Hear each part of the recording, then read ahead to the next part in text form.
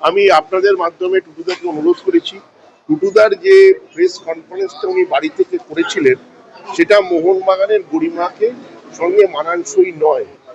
তো সেইটাকে আমি এইগুলোকে বন্ধ করতে অনুরোধ করছি। আমি টুটুদাকেও বলছি, সঞ্জয়কেও বলছি, আমি সৈনিককেও বলেছি যে ব্যক্তিগত আক্রমণ, কালকে আমি দেখলাম একটি জায়গায় সঞ্জয় বলেছে সৈনিক সম্বন্ধে যে ব্যক্তিগত আক্রমণ নিয়ে, আমি বলবো তুমি একবার সঞ্জয় বাবার যে ইন্টারভিউটা আছে, প্রেস কনফারেন্স যেটা তোমাদের বাড়ির থেকে করেছিল, দয়া করে একবার দেখো।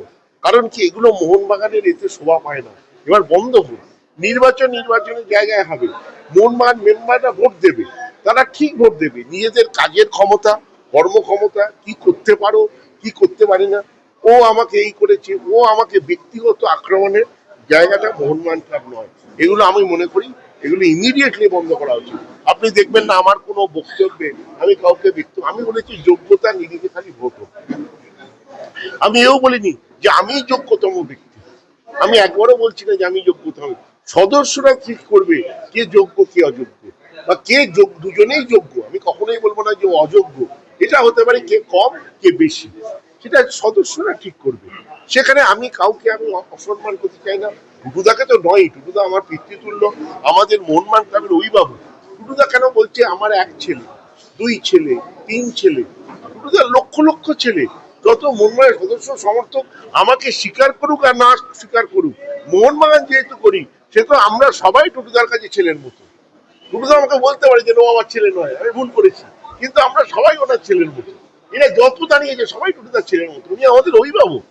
সেই জন্য ওনার এগুলো শোভা পায় না। এগুলো আমার মনে হয় আমি মানে অনুরোধ করছি সব পক্ষকে, আমার লোকেদেরকেও আমি অনুরোধ করছি, ব্যক্তিগত আক্রমণ বন্ধ করে সৃষ্টিশীলতা, ক্লাবের উন্নয়ন, ক্লাবের কাজ, আর কি করা যেতে পারে, কিভাবে একসাথে আমরা চলতে পারি, সেগুলো নিয়ে আলোচনা করা দরকার।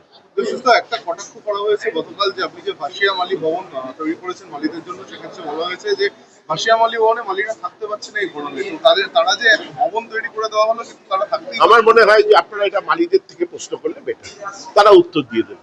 পাশাপাশি ক্লাবের যে নতুনত্ব, ক্লাবকে যে নতুন ধাঁচে তৈরি করা হয়েছে তার কৃতিত্বটা আপনার একার নয়, সেটা পরিবারে রয়েছে। এটা কিন্তু আমি তো সবসময় বলে এসছি আমার একার নয়, তো মোহনবাগান পরিবারের, সেখানে যে ভাগিদার হয়ে হোক মোহনবাগানের উন্নতি হোক।